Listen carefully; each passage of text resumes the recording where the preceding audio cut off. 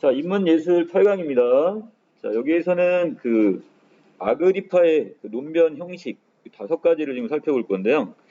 자, 먼저 고대 그리스의 회의주의라는 것은 자, 절대적 과연 진리는 있나? 이 진리의 절대성에 대해 의심하는 이런 학파들을 우리는 회의주의다 이렇게 이야기합니다. 자, 그래서 그중에 이 철학자 아그리파는 회의주의자들의 논변을 대표할 만큼 체계적인 형식성을 갖춘 다섯 가지 논변 형식들을 구성했는데, 자, 그 다섯 가지 논변 형식들은 자, 절대적 진리를 발견했다고 주장하는 일종의 독단주의자에 대한 철저한 학문적 의심이라 할 수 있다고 그랬습니다. 자, 그럼 독단주의자들은 절대적 진리가 있다고 믿네요. 의심할 수 없는 절대적인 어떤 진리가 있다고 보는 게 독단주의 입장이에요. 자, 근데 거기에 대해서 의문을 품고 거기에 대해서 자, 옳고 그름에 대해서 밝혀서 말하는 반박하는 여러 가지 형식의 질문들이 바로 논변 형식이다 이렇게 보시면 되겠습니다. 자, 그래서 아그리파의 논변 형식들은 상호 긴밀한 연관 관계를 맺고 있으며 자, 얘들은 조금 이따 살펴본 기억부터 해서 이 미음은 별도의 것이 아니에요. 이것들이 서로 간에 상호적인 연관 관계가 있어요. 자, 회의주의 이론에 광범위하게 적용할 수 있는 가능성을 지닌다. 그가 이러한 체계를 구축한 이유는 이 독단주의자들이 취할 수 있는 이론적 대안을 막아버리고자 했기 때문에. 그러니까 의문을 푸는 거야.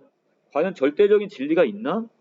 자, 없는 것 같은데. 자, 그래서 거기에 대해서 이론적으로 다른 자꾸 새로운 변명을 내놓거나 이것을 내놓는단 말이야. 그래서 거기에 대해서 그걸 봉쇄하기 위해서 이 다섯 가지 논변 형식을 만들었다 이렇게 보시면 되겠고, 자, 아그리파의 논변 형식들은 추상적인 개념들의 연관관계를 파악함으로써 독단주의자들의 합리화 시도를 무너뜨리게 됩니다. 자, 첫 번째가 먼저 철학적 의견이나 그 다음에 믿음들의 상위성의 논변 형식 이렇게 얘기했는데요. 철학에는 서로 다른 여러 의견들이 존재하며 이러한 상위성으로 인해서 서로 다른 점으로 인해 철학의 단일한 정체성은 확립될 수 없다는 점을 보여줍니다. 단일하다는 것은 그 아랫부분에 보시면 유일한 어떤 진리가 있다. 절대적인 진리가 있다. 자, 이렇게 하나의 진리만 있다고 보는 자, 이런 거에 대해서 어떻게 되는 거야? 반박을 하게 되는 거죠. 자, 어떤 독단주의자가 자신이 내세운 주장이 유일한 단일한 진리라고 확립되어 있다고 주장을 하면 자, 회의주의자들은 어떻게 하냐? 이걸 반박을 합니다. 반박을 통해서 뭐라고 하냐? 얼마나 많은 철학적 의견이나 믿음들이 역사적으로 존재해왔는지 제시할 수가 있겠죠. 우리가 지금 역사적으로 고대부터 해가지고 지금 현대에 이르기까지 많은 철학자들에 의해서 이게 진리라고 이야기를 하고 있는데 왜 이런 건 다 무시하고 딱 하나만이 절대적인 진리라고 하냐? 자, 이것은 잘못된 거 아니냐? 자, 이렇게 이제 상위성 어떤 논변 형식 이걸 지금 보여주게 되는데 자, 이 경우에 독단주의자들은 다양한 의견 중에 자신이 동의하는 의견을 채택하기 위한 기준을 필요하게 될 겁니다. 자, 만약에 독단주의자가 자신의 주장이 진리라는 것을 입증하기 위해서 자, 여기서 증명되지 않았거나 증명될 수 없는 기준을 논증의 원리로 설정하게 된다면 자, 거기에 대한 증명할 수도 없어요. 자, 이런 어거지죠. 억지 주장을 하는 거야, 이제. 그래서 이런 걸 내세워가지고 설정한다면 회의주의자들은 이와 반대되는 기준을 논증의 원리로 제시할 수 있습니다. 자, 예를 들어서 독단주의자가 합리적 이유에 기초하지 않은 채 그냥 무조건 이게 진리야. 자, 이렇게 자신의 의견을 진리라고 주장할 경우에 자, 회의주의자들은 그것과 동등한 권리를 지니고 자기들도 무조건 그것이 거짓말이라고 주장할 겁니다. 자, 여러분 문제 보시면 이런 게 있을 거예요. 꿈속에 내가 만났더니 이걸 진리라고 얘기했어, 신이. 야, 그랬더니 내가 만난 신은 그게 아니라고 얘기하던데? 둘 다 만도 안 되는 것 같고 서로 이제 거기에 대한 대등한 똑같은 무조건 다른 입장을 내세우는 겁니다.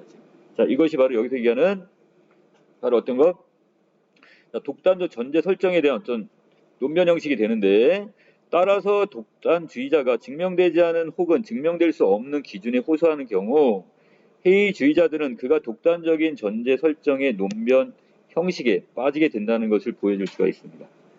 자, 지금 무조건 너의 것만 옳다고 얘기하는 것은 그건 독단적인 전제 설정이야. 자, 이렇게 거기에 대해서 항변할 수가 있다는 얘기예요. 자, 반면에 어떤 독단주의자가 자신의 주장에 대한 증명 가능한 기준을 이러면 제시를 했습니다. 아까하고는 좀 다르네요. 억지 주장은 아닌 것 같고 자신의 어떤 주장에 대한 증명 가능한 기준을 제시했단 말이야. 자, 회의주의자들은 그 증명은 자, 이렇게 반문을 할 거예요. 어떤 기준에 의해서 증명될 수 있어? 이렇게 물어보면 자, 이때 독단주의자가 그 증명 기준이 증명되지 않았거나 증명할 수 없다고 말하면 다시 또 야, 그거 할 수 없다면 아까 얘기했던 위에 있는 거죠? 말도 안 되는 억지 주장을 하며 무조건 이게 맞다고 보는 거면 그것은 니은에 해당되는 독단적인 전제 설정의 논변 형식에 빠지게 되는 거고 만약에 그게 아니라 그 증명 기준은 이거야. 자, 그래 그 증명 기준을 말한다면 그는 다시 그 증명의 기준은 무엇인지에 대한 무한한 자, 끝없는 물음에 답을 해야 될 거예요. 그건 왜 그래? 그리고 그 증명에 대해서 어떤 근거를 내면 또 그것은 왜 그래? 계속해서 무한적인 질문을 받게 된단 말이죠. 자, 이걸 우리는 무한 소급의 논변 형식인데 이것은 철학자들이 논증의 최후 지점을 제시할 수 없다는 난점을 자, 어려운 점을 드러낼 수가 있습니다. 왜? 유한한 인간이 자, 우리는 어떤 인생을 살아봤자 그리고 우리가 지금 아는 역사 이게 오래가 된다 할지라도 인간이 무한 소급의 증명 과정을 전부 조사하는 것은 불가능한 일이기 때문에 자, 이 철학자들은 논증의 최초 지점에 도달하는 최후의 근거를 제시하지 못하게 될 겁니다. 자, 최초 지점까지 우리가 갈 수 있다 없다? 이 지점까지 도달하지 못한단 말이에요. 여기 도달을 해야지 그것이 뭐가 되는 건데 바로 최후의 근거가 될 수가 있는 건데 거기까지 도달하지 못하게 되죠. 자, 그렇게 되면 이게 바로 무한 소급 논변의 형식에 빠지게 되는 거고 자, 그러면 결국 우리는 거기까지 못 가니까 결국 어떻게 이게 진리라고 딱 결정을 할 수 있어요 없어요? 할 수 없는 거죠. 그럼 이게 바로 판단 중지의 상태에 빠진다. 판단을 유발할 수밖에 없어요. 너는 이게 아까 진리라고 얘기했잖아. 그런데 너 지금 여기에 대해서 계속 거슬러가는 질문에 대한 답을 하지 못했으니까 야, 그러면 이게 아닐 수도 있으니까 판단을 보류해야 될 것 같아. 판단을 그래서 중지시키는 거. 이렇게 봅니다.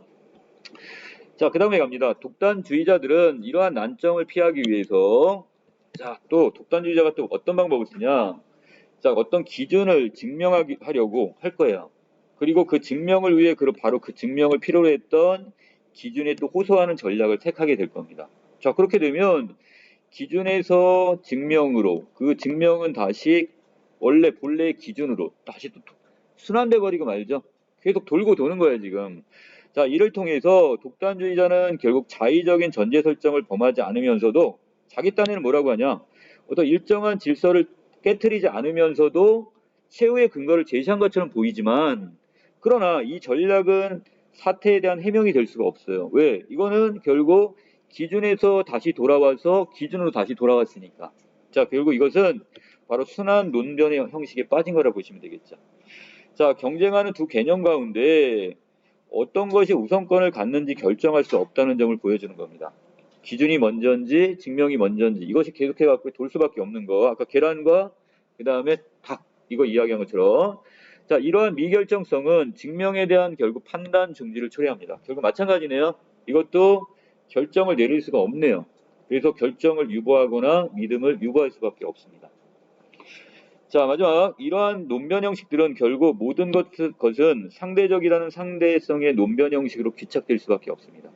자, 그러면 위에 있는 기억부터 리을까지의 이런 논변 형식들은 결국 A라는 사람이 이걸 이렇게 볼 때와 B라는 사람이 그 상황에 따라서 이것은 달리 그 답이 다를 수가 있는 거죠. 자, 그러므로 상대성 논변 형식에 귀착된다는 것은 자, 어떤 거기에 다다를 수밖에 없게 되는데 이 감각기관에서 비롯된 인간의 지각이나 판단은 자, 상황에 따라 달라질 수가 있어서 절대적이지 않기 때문에 특정한 대상이나 주장을 절대적인 것으로 여길 경우에 독단적 견해에 빠질 수밖에 없음을 보여주게 되는 거예요.